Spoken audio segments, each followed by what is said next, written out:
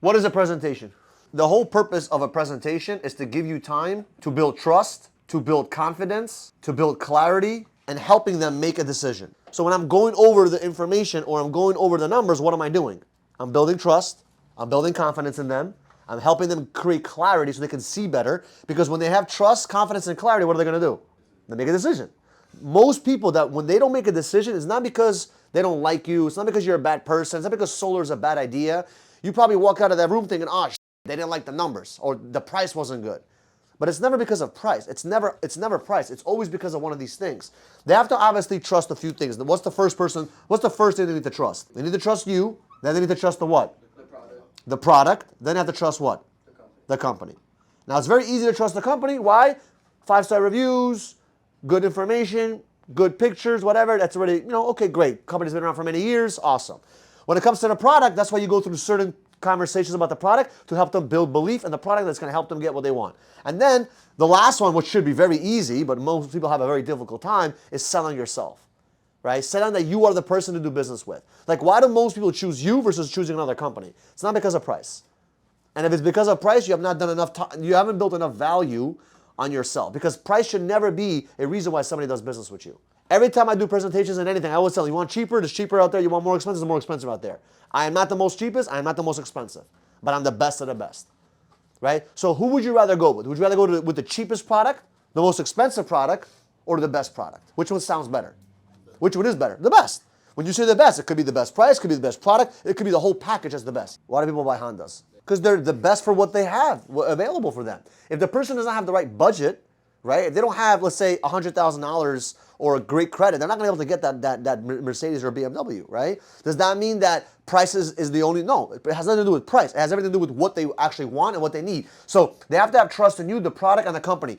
When it comes to the product, they must need it, they must want it, and they must be able to afford it. If they need it and want it, but they can't afford it, guess what? You ain't selling them shit. A lot of people want a Mercedes, they may need a Mercedes, but they don't have the budget to get a Mercedes. So they have to need it, they have to want it, and they have to be able to afford it. And if they have this check mark, which means they have good credit, they want it for a specific reason, they need it, whether it's a battery you're giving them, whether it's replacing their utility bill, whatever it may be, they need the product, they want the product, they're able to get the product. The company is very easy to sell off. The last missing puzzle is who? Is you. If you can get people to trust you, it's so much easier to build confidence in them, to build clarity, and help them make a decision. People, that's how you're able to go into a customer's house and literally that same night have them sign up on a $50,000 loan. It's not because you're so amazing. No, it's because they trusted you. As a sales leader, if you know your first week with a new person, what are they going to expect? Their first day, what are they going to expect? What should they expect their first day? Rejection, right? If you tell them, this is what's going to happen today, you're going to go to the door, you're not going to say, F you, close the door. You're going to go to this door. If you give them the expectations and kind of predict the future for them, what happens? They're aware, and they also start building trust with you. Like, oh, my mentor, my sales leader knows exactly what the fuck I'm actually going through, right? Why do most people trust a psychologist or a social worker much better than their friend? They understand more. It's nothing to do with experience. A great friend can be a great therapist, but if he doesn't show that he's interested in understanding, right? If they don't show that they care, you ain't going to listen. So when you're talking to homeowners, if you can say things that you know that they agree with, if you can say things that you know they're going to come up in the conversation, what that does is it builds trust. So for example, what is one thing you can say with a homeowner that you know for a fact that he's going to agree on in the next 5, 10, 20 minutes into the presentation? Prices are going to go up. But it's not just saying prices are going to go up. You have to give them a good enough story, a good enough reason, so that when that time comes, like for example, Mr. Customer, have you seen the trucks in the neighborhood changing some of the poles? Oh yeah, I've seen that. Boom, what does that do? It builds trust because you're talking about the same shit.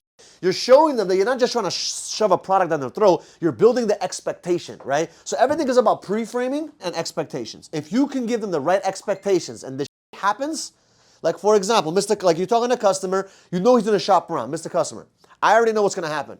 You're going to talk to 7 companies, you're going to get confused because you're going to get a lot of different numbers, a lot of different systems, and the pricing is going to be anywhere $15,000 less or $15,000 more. That's the range you're going to see. And if you're doing financing, you might see $20,000, $25,000 less because guess what? The interest rates will be a little bit higher. So that you're going to see a lot of variables in the pricing. When he goes and sees 6 companies or 7 companies, what happens? If there's proper expectations and it happens, in his mind, he's like, holy shit, that guy wasn't lying to me. So even though you may have said one thing that was truthful, now he thinks everything you say is 100% truthful.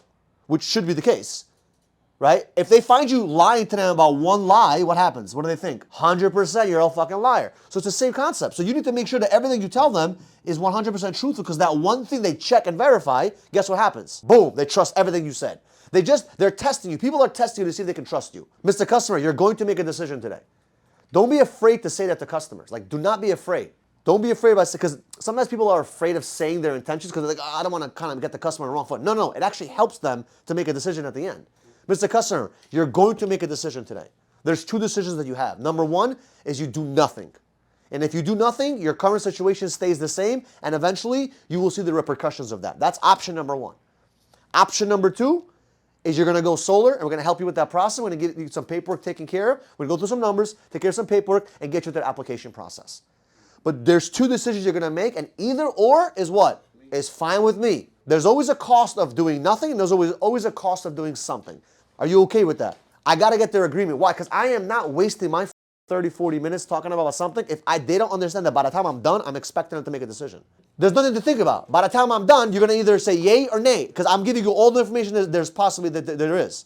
There's nothing else you're going to need to know to make a decision. People think that by saying, oh, let me think about it, and putting time into the equation, that somehow miraculously they're going to have better information to make a decision. But in reality, more time equals what? Loss of knowledge. So the more time that goes on, Mr. Customer, the less you remember what we speak about, so there's less information, so there's less clarity for you to make a decision. Which is why usually when a customer doesn't make a decision right there and then, it's very difficult to get them to make a decision again. You want to pre-frame very well? Use analogies. Analogies are really, really helpful for people to understand certain concepts, right? Get good at analogies, right? Get good at, like, for example, when I'm talking about building teams, I always talk about the two horses. One horse can, pull 6,000 pounds.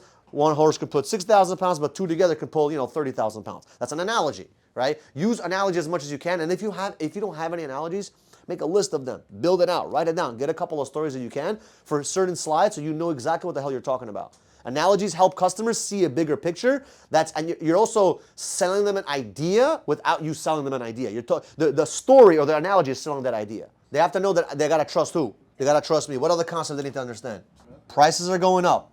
What else do they have to understand? That making a decision today is better than later. What else do I want to sell them on? They have to understand that if you leave today, there is no process.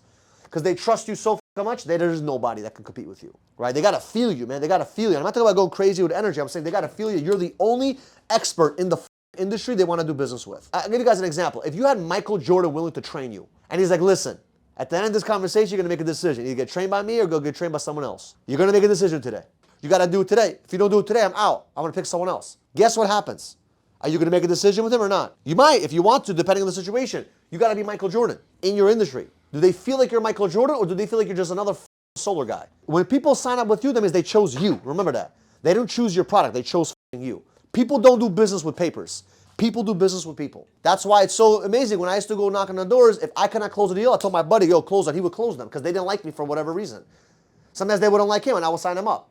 If you're going to be financing, not all debt is created equal, right? How do you talk about that? What's an asset? What's a liability, right? So an asset is something that what? That has value in it. So they need to understand that what they're doing is putting an asset right now as a liability. Every time you spend $200, how much equity is your house growing by right now, Mr. Customer? $200, $200, $200. Where's that money going? It's an expense. We're going to turn this expense into what? Into an asset. Right now, that $200, $300 you're going is going to FPL's pocket, and they're building it on their balance sheet as what? As revenue, as income. So instead of giving it to them, put it in for yourself. There's also an energy crisis coming up. Another concept. Electric cars, guys. Electric cars in the future. What does that mean? Does that mean the demand of electricity is going to go up or down? Up. What happens when demand goes up, Mr. Customer? Pricing goes up. Another concept. We're in Florida. What's the cheapest cost of electricity in the whole country? Where is it? South Florida, motherfucker. 14 cents, 15 cents. Go check out New York. Go check out San Diego. San Diego was 50 cents some places. 50 cents a kilowatt. Can you imagine that? They need to understand the concept that it's the cheapest in the whole country right now. You think it's going to stay cheap? You crazy. Look at Boston. Look at Miami. Look at, not Miami, look at San Diego. Look at parts of Texas. Look at fucking New York. 20, 30 cents a fucking kilowatt. So it's very important to them to understand the concept. Now, what am I doing the whole conversation? Building what? Clarity, confidence. So when you guys are conversating with your customers, look into their eye and see if it's clicking, if they're getting more confident and more confident and more confident and more clarity and more clarity and more clarity. The more confident they get, the more clarity they have, the more trust they build with you because you're building that relationship with them, right? Not talking about fishing poles. That's not building a relationship. That's you fucking bullshitting them. I don't talk about fishing poles. You guys know what I'm talking about? I don't talk about bullshit. I'm talking about the actual business on what I'm trying to do. But they feel me. They're building a relationship with me a little bit. And by then, guess what happens when it comes to the decision-making process? Easy, simple. They don't even give you any objections. They kind of say, okay, perfect. By the way, I used to have a Star of David, Magen David, right here, okay? It's a Star of David, Magen David, okay? So anything to do with your religion, anything to do with your political views, anything to do with anything that can make them feel not trustworthy to you because they're biased. Like, I'm not going to walk around with a conservative thing here. I'm conservative. I'm not going to wear a Trump shirt and go into a customer's house. You understand what I'm saying? Because that's going to create more friction and less trust. You can't change certain things. You can't change the way you look. You can't change your hair. Like, I look like a fucking mafia guy, okay? If I was selling, I would probably not sell like this, just being honest, right? Because it's a bias that some people have. They see slick hair with, with gel in their fucking head. Is it harder? Yes. Do I recommend you changing your hairstyle? No, I'm just giving you guys concepts to think about. When you go fill up your gas tank, do you think about, I'm going to come back tomorrow, see if it's a good... No. Why do you fill up your gas tank right away? Because you trust the company. It's like, okay, gas station. I trust the company. I trust the product. I know I need it. I like the gas station guy for whatever reason, okay? I'm willing to give my card to him because I think he's a normal guy. He's not going to steal my money, okay? I have confidence that I'm going to fucking get gas. And if I put gas in my car, I get to from point A to point B. I understand how shit works. I've been filling it up. I made the decision how many times? Hundreds of times. So guess what? I don't need time to make a decision. But a lot of times people need time because it's their first time making a decision. But in reality, it's really not. They've made this decision 100 times. They bought a car. They got married, right? They bought a house. They already made those big, confident decisions. You just got to relate those decisions to this decision being the same decision. And if they can relate that getting married, buying a car, buying a home, right? Signing their kids up for school is the same exact decision as this, and all they need is the right confidence, clarity, and trust. Boom, you're done. They make a decision right there in the spot.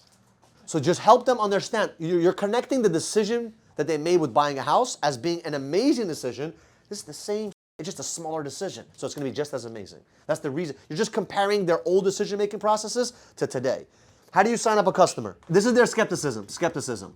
And your confidence needs to be like this. A lot of you guys come to homeowners and their skepticism is here and your confidence is here. They're fucking selling you. It overweighs your confidence.